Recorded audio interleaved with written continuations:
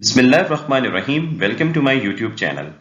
आज की इस वीडियो में हम करियर प्लानिंग को ऑर्गेनाइजेशन पर्सपेक्टिव से डिस्कस करेंगे, जबकि करियर प्लानिंग को इंडिविजुअल पर्सपेक्टिव से भी स्टडी किया जाता है।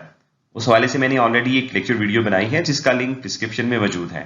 मैं आपको सजेस्ट करूंगा कि उस वीडियो को जरूर देखिएगा। आज की इस वीडियो में हम जानेंगे कि ऑर्गेनाइजेशन के नजदीक एम्प्लॉय की करियर प्लानिंग का क्या मतलब है, ऑर्गेनाइजेशन में करियर प्लानिंग क्यों जरूरी है, इसके क्या ऑब्जेक्टिव्स हैं, और फाइनली हम ऑर्गेनाइजेशन में करियर प्लानिंग के प्रोसेस को भी डिस्कस करेंगे। लेकिन वीडियो को शुरू करने से पहले मैं आपसे गुजारिश करूंगा, अगर आप हमारे इस चैनल पर नए हैं तो please do subscribe our channel and don't forget to press the bell icon, ताकि आप हमारी हर आने वाली नई वीडियो को देख सकें। तो आइए अब हम सीखते हैं करियर प्लानिंग के बारे में। सबसे पहले हम जानते हैं कि करियर प्लानिंग का मतलब क्या होता है। देखिए, जब कोई इंडिविजुअल अपने लिए कोई प्रोफेशन या ऑक्यूपेशन चूज करता है और ये डिसाइड कर लेता है कि थ्रू आउट माई लाइफ मैं इसी प्रोफेशन के साथ कनेक्ट रहूंगा, तो ऐसे में वो ये भी डिसाइड करता है कि अपने इस प्रोफेशन में मैंने क्या अचीव करना है, जिसको अमूमन हम करियर गोल कहते हैं। फॉर एग्जाम्पल, अगर कोई शख्स बैंकिंग का प्रोफेशन अडॉप्ट करता है और एज अकाउंटेंट वो अपना करियर स्टार्ट करता है, तो वो अपना करियर गोल बनाता है कि मैंने किसी भी बैंक का प्रेसिडेंट बनना है। इसी तरह से कोई सीईओ बनने का करियर गोल बनाता है। तो कहने का मकसद ये है कि हम सब अपने लिए कोई ना कोई करियर गोल जरूर बनाते हैं। तो जब कोई इंडिविजुअल किसी ऑर्गेनाइजेशन का हिस्सा बन जाता है, तो फिर ऑर्गेनाइजेशन उस एम्प्लॉय को उसकी कैपेबिलिटीज के मुताबिक हेल्प करती है कि वो अपने करियर गोल को अचीव कर ले। फिर इस हवाले से ऑर्गेनाइजेशन अपने उस एम्प्लॉय के लिए बाकायदा करियर पाथ बनाती है, ताकि उस पाथ को फॉलो करते हुए वो एम्प्लॉय अपने अल्टीमेट गोल को हासिल कर ले। इसी को ऑर्गेनाइजेशन के पर्सपेक्टिव से करियर प्लानिंग कहते हैं। अब इसकी एक फॉर्मल डेफिनेशन को देखते हैं। From the organisation's view point, career planning means helping the employees to plan their career in terms of their capacities within the context of organisation's needs. Means के organisation के नजदीक career planning का मतलब है कि organisation अपनी needs को मद्देनजर रखते हुए, अब ऑर्गेनाइजेशन की नीड्स क्या है, ऑर्गेनाइजेशन का टारगेट है, ऑर्गेनाइजेशन का विजन है, तो ऑर्गेनाइजेशन क्या करती है कि वो अपनी नीड्स को मद्देनजर रखकर एम्प्लॉइज को उनकी कैपेसिटीज के मुताबिक उनकी करियर प्लानिंग के हवाले से गाइड करती हैं, उनको हेल्प करती हैं। इसी चीज को करियर प्लानिंग कहते हैं। मैं ये डेफिनेशन आपको एक्सप्लेन करता हूं। देखिए, कोई भी ऑर्गेनाइजेशन है वो सबसे पहले अपनी नीड्स या अपने इंटरेस्ट को देखती है। फिर इसी तरह से जो अच्छी ऑर्गेनाइजेशन होती हैं वो वैल्यू ऑफ ह्यूमन रिसोर्स को भी अच्छे से समझती हैं, और ऑर्गेनाइजेशन ये भी जानती हैं कि जब कोई इंडिविजुअल अपना करियर स्टार्ट करता है तो वो अपने करियर में एक्सेल करना चाहता है, कोई टारगेट या गोल अचीव करना चाहता है। तो इसी बात को मद्देनजर रखते हुए ऑर्गेनाइजेशन एम्प्लॉइज को उनके नॉलेज, एबिलिटीज, स्किल्स या इंटरेस्ट के मुताबिक ऐसी अपॉर्चुनिटीज प्रोवाइड करती हैं ताकि एम्प्लॉइज अपने करियर में ग्रो करे और साथ में उसकी बेहतर परफॉर्मेंस से ऑर्गेनाइजेशन भी फायदा हासिल करे, यानी कि ऑर्गेनाइजेशन का गोल भी अचीव हो। तो ये क्या है, ये एक म्यूचुअल बेनिफिट है जिससे बोथ एम्प्लॉइज और ऑर्गेनाइजेशन दोनों को फायदा हासिल होता है। क्योंकि देखिए, ऑर्गेनाइजेशन में प्रॉपर करियर गाइडेंस और ग्रोथ अपॉर्चुनिटीज की वजह से एम्प्लॉय अपने करियर में एक्सेल करता है, अपने करियर गोल को अचीव करता है। और फिर जाहिर सी बात है कि जो ग्रोथ अपॉर्चुनिटीज आप एम्प्लॉय को दे रहे हैं उसकी बेस्ट परफॉर्मेंस की वजह से उसको मिल रही होती हैं, और एम्प्लॉय की जो बेस्ट परफॉर्मेंस है वो अल्टीमेटली ऑर्गेनाइजेशन की बेस्ट परफॉर्मेंस बन जाती है। तो सारी बात का मतलब ये हुआ कि ऑर्गेनाइजेशन के नजदीक करियर प्लानिंग है कि किसी भी एम्प्लॉय को उसकी कॉम्पिटेंसीज के मुताबिक ऐसा करियर पाथ देना जिसको फॉलो करते हुए वो ना सिर्फ अपना करियर गोल अचीव कर ले बल्कि ऑर्गेनाइजेशन के लिए भी फायदेमंद हो। तो उम्मीद करता हूं कि ऑर्गेनाइजेशन पॉइंट ऑफ व्यू से आप करियर प्लानिंग की डेफिनेशन को समझ गए होंगे। एक और पॉइंट जो मैं यहां पे आपसे डिस्कस करना चाहूंगा वो ये है कि in today's era, although career planning is an important HR function but treated as organisation's business strategy. देखिए, वो ऑर्गेनाइजेशन जो अपने बेस्ट एम्प्लॉइज को रिटेन करना चाहती हैं तो वो इनके लिए करियर डेवलप करती हैं, जिसके जरिए वो अपने एम्प्लॉइज को ऐसा मीनिंगफुल या रिवॉर्डिंग करियर पाथ देती हैं जो हर एक पोटेंशियल एम्प्लॉय के लिए अट्रैक्टिव होता है। और अमूमन एम्प्लॉइज भी ऐसी ऑर्गेनाइजेशन का हिस्सा बनना चाहते हैं जहां पर इन्हें अपनी करियर ग्रोथ नजर आती है, और फिर एम्प्लॉइज भी ज्यादा अरसे तक ऐसी ऑर्गेनाइजेशन में स्टे करते हैं और अपनी बेस्ट परफॉर्मेंस से ना सिर्फ अपना करियर गोल अचीव करते हैं बल्कि ऑर्गेनाइजेशन को भी फायदा हासिल हो रहा होता है। तो लिहाजा अच्छी ऑर्गेनाइजेशन जो है वो करियर प्लानिंग को अपने लिए बिजनेस स्ट्रेटजी के तौर पर इस्तेमाल करती हैं। Now let's talk about why do organisations need career planning, या ऑर्गेनाइजेशन में करियर प्लानिंग के क्या ऑब्जेक्टिव हैं। इसमें सबसे पहला पॉइंट है retain competent employees in the organisation. देखिए कोई भी एक कॉम्पिटेंट एम्प्लॉई है तो इससे मुराद ये है कि वो मेहनती है, वो विलिंग वर्कर है, उसके पास स्किल्स हैं, उसमें आगे बढ़ने की सलाहियत है। तो यकीनन इन एट्रीब्यूट्स वाला शख्स अपने लिए करियर गोल भी बनाता है और वो इसे अचीव भी करना चाहता है। तो फिर ऐसा शख्स उस ऑर्गेनाइजेशन को ज्वाइन करेगा जहां पर उसकी करियर ग्रोथ होगी। तो लिहाजा ऑर्गेनाइजेशन पोटेंशियल एम्प्लॉइज को रिटेन करने के लिए करियर प्लानिंग करती हैं ताकि एम्प्लॉइज ऑर्गेनाइजेशन में ज्यादा अरसे तक स्टे करे और अपना करियर गोल अचीव करे। लेकिन अगर ऑर्गेनाइजेशन में एम्प्लॉइज के हवाले से करियर प्लानिंग नहीं की गई है तो फिर खासतौर पर जो पोटेंशियल एम्प्लॉइज होते हैं वो ये सोचते हैं कि इस ऑर्गेनाइजेशन में उनके करियर के हवाले से तो कोई फायदा नहीं है, तो फिर अमूमन वो ऑर्गेनाइजेशन छोड़ देते हैं। तो लिहाजा एम्प्लॉय रिटेंशन के लिए करियर प्लानिंग जो है वो जरूरी है। नेक्स्ट पॉइंट है enable the employees to develop themselves and keep them ready to meet the various future challenges. Career planning के जरिए ऑर्गेनाइजेशन अपनी एम्प्लॉइज को डेवलप करती हैं through providing various learning opportunities. इन लर्निंग अपॉर्चुनिटीज से एम्प्लॉइज के अंदर ना सिर्फ डिफरेंट स्किल्स डेवलप होती हैं बल्कि एम्प्लॉइज फ्यूचर चैलेंजेस के लिए भी तैयार हो जाते हैं, क्योंकि जैसे जैसे एम्प्लॉइज अपने करियर में आगे जाता है उसी तरह से उसकी रिस्पॉन्सिबिलिटीज भी बढ़ जाती हैं, नए चैलेंजेस का सामना करना पड़ता है। तो लिहाजा करियर प्लानिंग करते वक्त ऑर्गेनाइजेशन अपने एम्प्लॉइज के अंदर डिफरेंट कॉम्पिटेंसीज को through various learning programmes develop करती हैं ताकि एम्प्लॉइज अपने करियर में किसी भी नई पोजीशन की जिम्मेदारियां संभाल सके और हर तरह के चैलेंज का मुकाबला कर सके। नेक्स्ट पॉइंट है improve and increase motivation and moral among the employees. देखिए जब एम्प्लॉय को अपनी ऑर्गेनाइजेशन में करियर ग्रोथ नजर आती है और साथ में वेरियस लर्निंग अपॉर्चुनिटीज या प्रमोशनल अपॉर्चुनिटीज मिल रही होती हैं तो ऐसे में वो अपने आप को बहुत वैल्यूड समझता है, जिससे उसे काफी मोटिवेशन मिलती है, उसका मोरल हाई होता है और वो और मेहनत के साथ काम करता है। और फिर देखिए जब एम्प्लॉय अपनी जॉब से सेटिस्फाई होता है ना तो अपनी परफॉर्मेंस भी बेहतर देता है, जो अल्टीमेटली क्या करती है ऑर्गेनाइजेशन की प्रोडक्टिविटी को इंक्रीज करती है। नेक्स्ट पॉइंट है integrate individual and organisational needs. देखिए करियर प्लानिंग एम्प्लॉइज के अंदर पॉजिटिव कैरेक्टरिस्टिक्स को आइडेंटिफाई करती है जो किसी भी ऑर्गेनाइजेशन की डेवलपमेंट के लिए जरूरी होते हैं, और फिर करियर प्लानिंग जो है वो ऑर्गेनाइजेशन को हेल्प करती है कि कैसे एम्प्लॉइज की पर्सनैलिटी और उसकी पर्सनैलिटी के पॉजिटिव एट्रीब्यूट्स या उसके ऑक्यूपेशन को मद्देनजर रखकर ऑर्गेनाइजेशन के विजन और ऑब्जेक्टिव्स के साथ उसको इंटीग्रेट करना है ताकि एम्प्लॉय और ऑर्गेनाइजेशन दोनों फायदे में रहें। नेक्स्ट पॉइंट है discourage the negative attitude of superiors who are interested in suppressing the growth of the subordinates. देखिए करियर प्लानिंग डिस्करेज करता है नेगेटिव एटीट्यूड ऑफ सुपीरियर्स या सुपरवाइजर्स जो अपने सबऑर्डिनेट्स को उनके करियर में ग्रो नहीं होने देते। तो थ्रू करियर प्लानिंग सबऑर्डिनेट्स को ऐसी बहुत सारी लर्निंग अपॉर्चुनिटीज या प्रमोशनल अपॉर्चुनिटीज मिल जाती हैं जिनके लिए वो डिपेंडेंट होते हैं अपने सुपीरियर या सुपरवाइजर की विल, विश और बिहेवियर के ऊपर। इस तरह के नेगेटिव बिहेवियर को करियर प्लानिंग के अंदर डिस्करेज किया जाता है। अब हम डिस्कस करते हैं process of career planning. Basically ये एक 6 स्टेप प्रोसेस है जिसमें सबसे पहला स्टेप है preparation of human resource inventory, followed by identifying individual career needs, then analysing career opportunities, afterwards matching the employees needs with career opportunities, then formulation of training and development programmes, और last step है review of career plan. अब हम one by one हर एक step को detail में discuss करते हैं। First step is preparation of human resource inventory. In this step, we analyze the existing human resource working in the organization and keep human resource inventory at optimum level. That means neither shortage of human resource nor surplus. देखिए सबसे पहले organisation अपनी जो existing HR inventory है उसको manage करती है। इस स्टेप में ऑर्गेनाइजेशन ये देखती है कि जो एचआर उसके पास है उनके पास कौन सा नॉलेज है, कौन सी एबिलिटीज, स्किल्स या इवन उनका इंटरेस्ट क्या है, उनका एप्टीट्यूड कैसा है, कौन किस पोजीशन पर काम कर रहा है, कौन क्या ड्यूटी परफॉर्म कर रहा है। इन सब बातों का एनालिसिस इसलिए जरूरी है कि ऑर्गेनाइजेशन ये जान ले कि उसके पास क्या right number of people with right skills मौजूद भी हैं या नहीं, कहीं एचआर की शॉर्टेज तो नहीं है या कहीं जो ह्यूमन रिसोर्स है वो सरप्लस में तो नहीं मौजूद।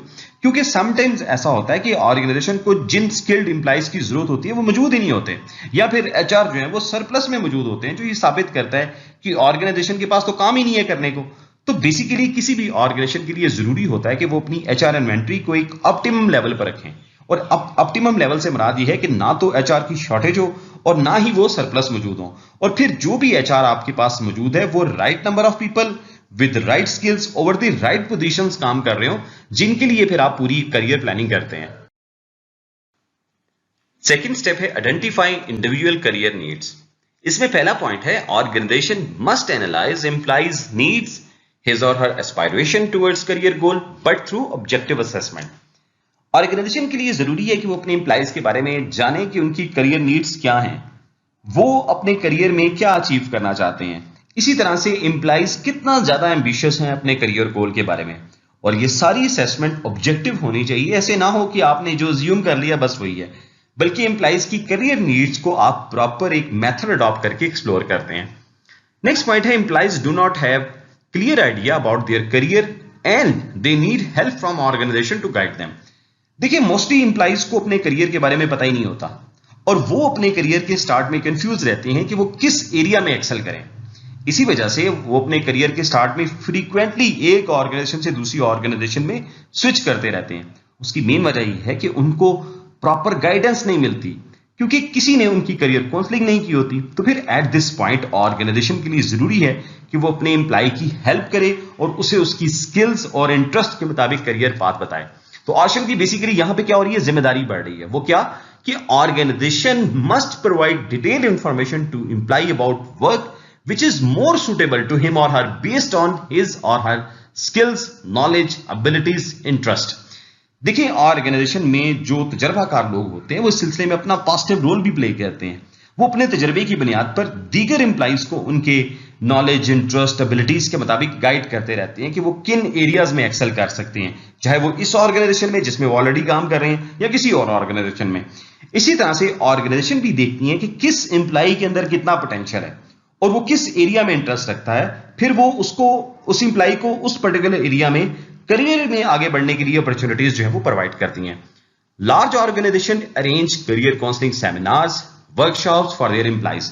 और फिर जो बड़ी ऑर्गेनाइजेशन होती हैं वो तो इवन अपने एम्प्लॉइज के लिए करियर काउंसलिंग सेमिनार्स या वर्कशॉप्स अरेंज करवाती हैं, ताकि उनके एम्प्लॉइज को अपने करियर के हवाले से गाइडेंस प्रॉपर मिले। उमूमन इस तरह की वर्कशॉप्स में बाकायदा एम्प्लॉइज के लिए इन डेप्थ इंटरव्यू लिए जाते हैं, डिफरेंट साइकोलॉजिकल टेस्ट कंडक्ट किए जाते हैं, ताकि एम्प्लॉय की रियल स्ट्रेंथ को अंडरस्टैंड किया जा सके और फिर उसी के अकॉर्डिंगली उसकी करियर काउंसलिंग की जाए। थर्ड स्टेप है analyse career opportunities.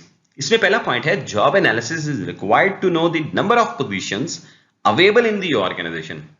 Next point, based on job analysis career path of employees can be created.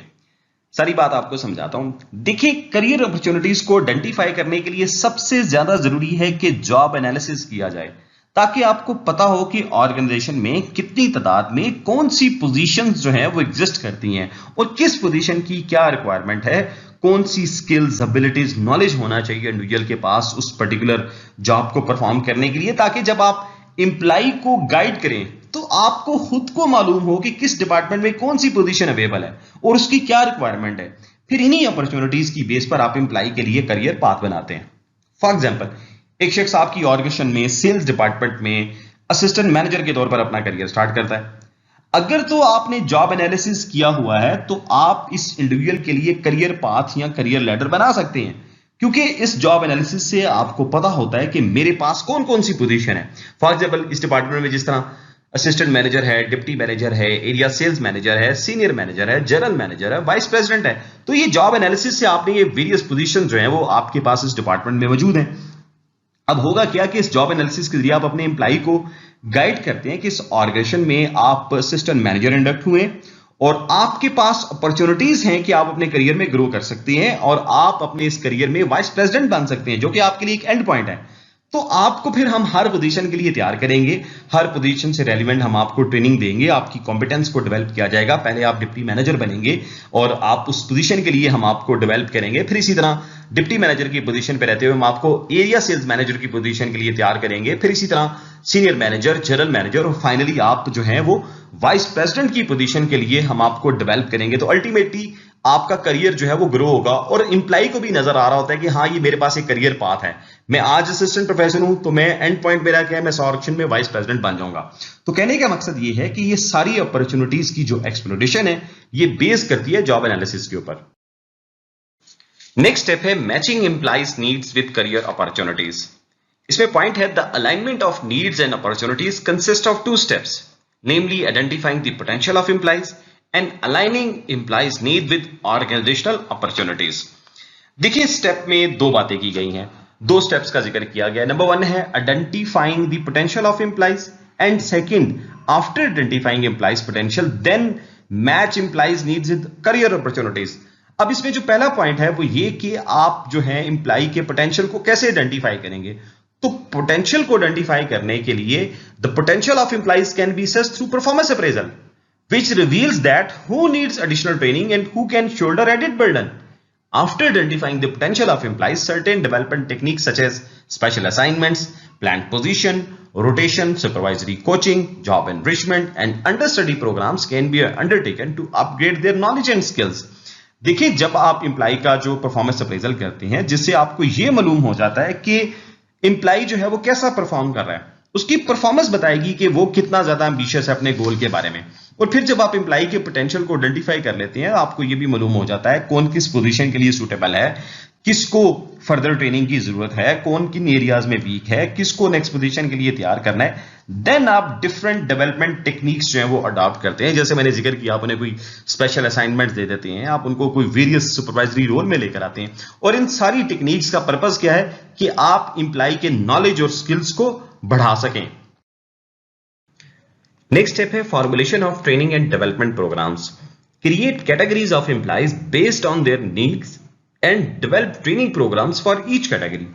देखिए जिस तरह हम एम्प्लॉइज की जब नीड्स को आइडेंटिफाई कर लेते हैं हमें पता चल जाता है कि एम्प्लॉइज को किन किन एरियाज में ट्रेनिंग की जरूरत है, तो इन्हीं नीड्स की बेस के ऊपर आप एम्प्लॉइज को कैटेगराइज करते हैं। फिर हर एक कैटेगरी के लिए अलग अलग ट्रेनिंग प्रोग्राम जो है वो डिजाइन किए जाते हैं। जैसे लोअर मैनेजमेंट के लिए अलग ट्रेनिंग प्रोग्राम्स होंगे, मिडिल मैनेजमेंट के लिए अलग, और इसी तरह टॉप मैनेजमेंट के लिए अलग ट्रेनिंग प्रोग्राम जो है वो डिजाइन किए जाते हैं। लास्ट स्टेप है रिव्यू ऑफ करियर प्लान। देखिए हम जब भी कोई भी प्लान एग्जीक्यूट करते हैं, चाहे किसी भी एक्टिविटी से रिलेटेड ही क्यों ना हो, हम उसको रिव्यू जरूर करते हैं। उसमें हम देखते हैं कि क्या ये प्लान ठीक भी है या नहीं, क्या हमने जो डिजायर रिजल्ट्स थे वो हासिल कर भी लिए या नहीं। इसी तरह से जब हम बात करते हैं ऑर्गेनाइजेशन में करियर प्लान की, तो डेफिनेटली ऑर्गेनाइजेशन अपने प्लान को एग्जीक्यूट करने के बाद उसको रिव्यू करती है कि क्या ऑर्गेनाइजेशन अपनी सही डायरेक्शन में जा रही है, क्या जो एम्प्लॉइज के करियर ग्रोथ के हवाले से जो प्लान बनाए गए थे उनसे एम्प्लॉइज और ऑर्गेनाइजेशन दोनों को फायदा हुआ है। इसी तरह से क्या जो करियर पाथ एम्प्लॉय के लिए बनाया गया था वो उसके लिए सही था। लिहाजा इन तमाम बातों का एनालिसिस किया जाता है स्टेप में। और फिर इस रिव्यू में एक पॉइंट और भी आता है कि ऑर्गेनाइजेशन ये भी देखती है कि जो नियर फ्यूचर में चैलेंजेस आ सकते हैं, कोई सपोज वो कोई टेक्नोलॉजिकल चेंज हो सकता है, कोई लीगल चेंज हो सकता है, क्या ये फैक्टर एम्प्लॉय की करियर प्लानिंग में रखे गए हैं या नहीं। क्योंकि जैसे जैसे एम्प्लॉय अपने करियर में आगे जाता है तो फिर चैलेंजेस भी वैसे बढ़ जाते हैं। तो लिहाजा ऑर्गेनाइजेशन अपने रिव्यू में इस बात को मद्देनजर रखती है कि आइंदा के लिए कौन सी स्किल सेट रिक्वायर्ड है फॉर सर्वाइवल। फिर इसी तरह ऑर्गेनाइजेशन इस बात का भी रिव्यू करती है कि क्या हमने अपनी ह्यूमन रिसोर्स को ऑप्टिमम लेवल तक यूटिलाइज भी किया या नहीं किया, क्या सिर्फ एम्प्लॉय ने अपना ही गोल अचीव किया है, ऑर्गेनाइजेशन ने उससे कुछ अचीव नहीं किया। क्योंकि जो भी हो कि आप अगर अपने एम्प्लॉय को डेवलप कर रहे हैं तो ऑर्गेनाइजेशन साथ में ये भी देखती है कि उसने अपना विजन भी अचीव करना है। तो इस रिव्यू में ऑर्गेनाइजेशन दोनों पर्सपेक्टिव के ऊपर देख रही होती है। वो जानना चाहती है कि क्या एम्प्लॉय और ऑर्गेनाइजेशन दोनों को इस करियर प्लानिंग से फायदा भी हुआ है या नहीं। So this is all about career planning. मैं उम्मीद करता हूं कि आज आपने ऑर्गेनाइजेशनल पर्सपेक्टिव से करियर प्लानिंग का ये कॉन्सेप्ट अच्छे से समझ लिया होगा। हमारी वीडियो को जरूर लाइक कीजिएगा, शेयर कीजिएगा, क्योंकि मैं उम्मीद करता हूं कि हमारी ये वीडियो किसी ना किसी स्टूडेंट के लिए जरूर हेल्पफुल होगी। वीडियो को लाइक कीजिएगा क्योंकि आपकी लाइकनेस से हमें मोटिवेशन मिलती है। अपना बहुत ज्यादा ख्याल रखें। Stay blessed.